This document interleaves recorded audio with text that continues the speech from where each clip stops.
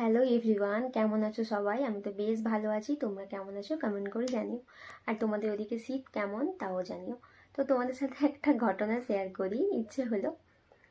কালকে গিয়েছিলাম বিয়ে বাড়ি। আমি লাস্ট 2 বছর কোনো বিয়ে বাড়ি যাইনি, কারণ কোনো ইনভিটেশন পাইনি, প্লাস আমার প্রেগনেন্সি, ডেলিভারি এসব নিয়ে আর যাওয়া হয়ে ওঠেনি। তো কালকে বিয়ে বাড়ি ছিল, ঠান্ডাটা একটু কমেছে, আর বাড়ি থেকে খুব বেশি দূরে নয়, ওই বাইকে করে 5 মিনিট। মামামের পাপার একটা বন্ধুর বিয়েতে কালকে রিসেপশন ছিল। তো কালকে রিসেপশন ছিল, আর রেডি হওয়ার সময় তো সেটা একটা যুদ্ধ, তোমরা তো বুঝবেই, একটা বাচ্চা থাকলে যুদ্ধ করে রেডি হতে হয়।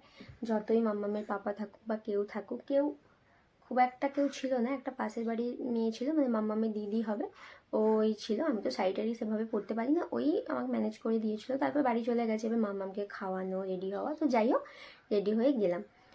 এইবার সেখানে তো চলে গেছি।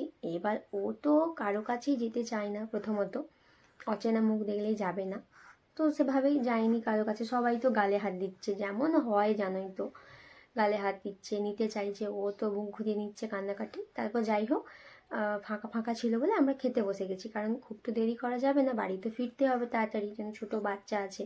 আর যতই ঠান্ডা কমে যাক, বাইরে তো একটু ঠান্ডা আছেই। তো তার জন্য আমরা কোনো স্টলেও সেভাবে খাওয়া দাওয়া কিছুই করিনি, একদম আমরা খেতে বসে গেছি। এইবার যেটা হয়েছে, ও তো জব্দ হয়ে বসে আছে, কিছু করতে পারছে না, হাত দিয়ে ওই পেপারগুলো নাড়াচ্ছে, কিছুক্ষণ বসে আছে, খাচ্ছি। এবার ফাঁকা ছিল বলে আমরা দুজনেই বসে গেছি, ভাবলাম যে ম্যানেজ হয়ে যাবে, একটু সময় নিয়ে খাবো, হয়ে যাবে, বা মামামের পাপা খেয়ে নেবে, আমার যদি দেরি হয় একটু বসে খেয়ে নেবো, কারণ খুব একটা তখনও লোক আসেনি, ওই পাড়ার কিছু মানুষ হয়তো খাচ্ছে বা ওই আর কি। তো যাই হোক, যেই চিকেনটা পাতে পড়েছে, ব্যাস অমনি কান্না শুরু, এত কান্না করছে, এত কান্না করছে, আমি উঠে আসতে বাধ্য হয়েছি, জানো।